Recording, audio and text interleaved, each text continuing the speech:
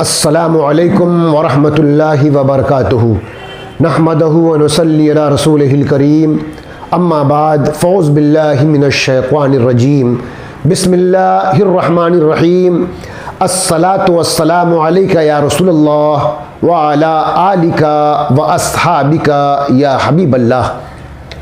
अल्लाह अज़्ज़ा वजल के फ़ज़्ल व करम से रमज़ान शरीफ का पहला अशरा पाए तकमील को पहुँच चुका और बंदगान खुदा ने खूब पहले अशरा के फ़ैज़ और बरक़ात हासिल किए। इस महीने की इज़्ज़त व तकरीम जिस कदर की जाएगी उसी कदर अल्लाह अज़्ज़ा व जल की नज़र रहमत आप पर होगी। माह रमज़ान मुबारक के एक कदरदां मजूसी आतिश परस्त आग की पूजा करने वाले की ईमान अफरोज़ दास्तान पेश करने की सआदत हासिल कर रहा हूँ।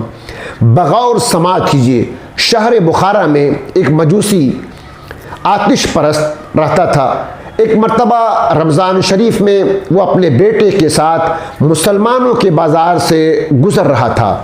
उसके बेटे ने कोई चीज़ एलानिया तौर पर खानी शुरू कर दी।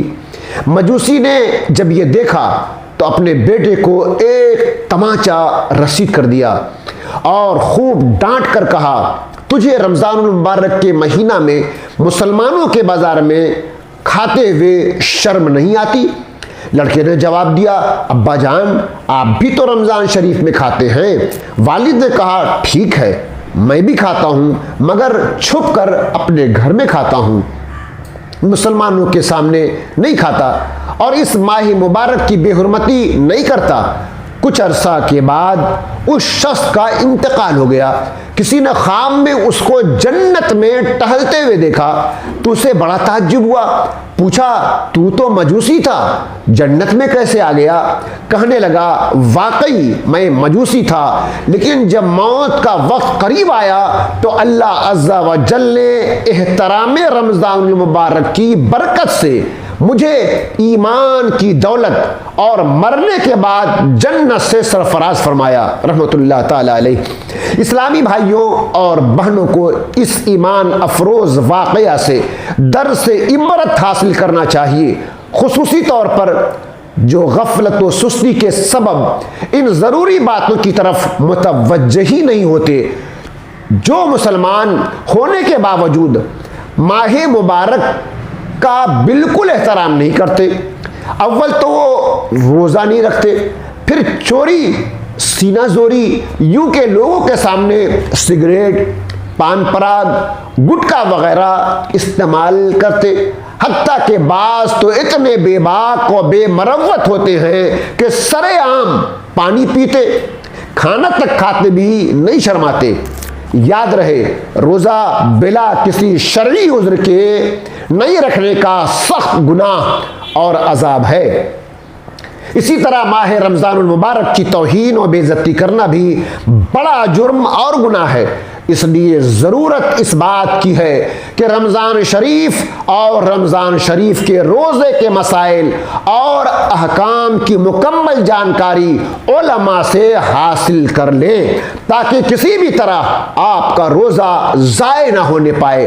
अहकाम और मसाइल की वो किताबें पढ़ें जो किसी मुस्तनद आलिम की हो या फिर सही उलमा से राब्ता कायम करके ज़रूरी इल्म हासिल कर लें। अफसोस कि मुआशरा इस कदर तबाह हो चुका है कि अब हमारी तमाम तर तवज्जो सिर्फ और सिर्फ दुनियावी मालूमात और दुनियावी ज़रूरियात और फजूल बातों पर ही मरकूज होकर रह गई हैं।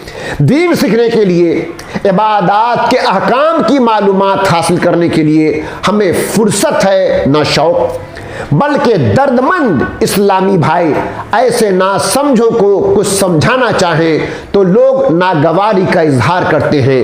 यह भी देखने में आता है कि रमज़ान शरीफ के महीने में लोग बीमारियों का बहाना बनाकर भी रोज़ा नहीं रखने की राह तलाश करते हैं। ऐसा करना भी निहायत बुरी और गंदी बात है कि इस पर सख्त गुनाह और अजाब की वईद है। हाँ, अगर कोई सख्त बीमार हो और उसे रोज़ा रखने की सूरत में मर्ज बढ़ जाने या देर में शफा याबी का गुमान गालिब हो तो ऐसी सूरत में भी रोज़ा कज़ा करने की इजाज़त है। आजकल तो ये देखा जाता है कि मामूली नज़ला, बुखार या दर्द सर की वजह से इस्लामी भाई रोज़ा तर्क कर दिया करते हैं या माज़ल्ला रख कर तोड़ देते हैं। ऐसा हरगिज़ नहीं होना चाहिए। अगर सही शरई मजबूरी के बगैर कोई रोज़ा छोड़ दे, अगरचे बाद में कज़ा रख भी ले, तब भी बहुक्म हदीस उसे एक रोज़े के बदले में 9 लाख बरस जहन्नम की आग में जलना पड़ेगा। वल अयाज़ु बिल्लाहि ताला। सोचिए, अल्लाह तबारक व ताला अपने नेक बंदों पर, अपने मुकर्रब बंदों पर किस कदर मेहरबान और किस कदर शफकत फरमाता है कि वो अगर अल्लाह और अल्लाह के रसूल के अहकाम की पाबंदी करें तो ये 9 बरस जहन्नम की आग में जलना अल्लाह तबारक व ताला दरगुजर फरमा देगा, माफ़ फरमा देगा। मगर आपने नाफरमानी अगर की और अल्लाह और अल्लाह के रसूल की बात नहीं मानी तो फिर उस सूरत में अल्लाह तबारक व ताला आपको अज़ाब दे सकता है। इसलिए अल्लाह तबारक व ताला इस माह मुबारक के सदक़े में और रसूल करीम सल्लल्लाहु अलैहि वसल्लम के सदक़े में हम जुम्ना लोगों को जहन्नम की आग से महफूज व मामून फरमा दे। व आखिरु दावाना अल्हम्दुलिल्लाह रब्बिल आलमीन।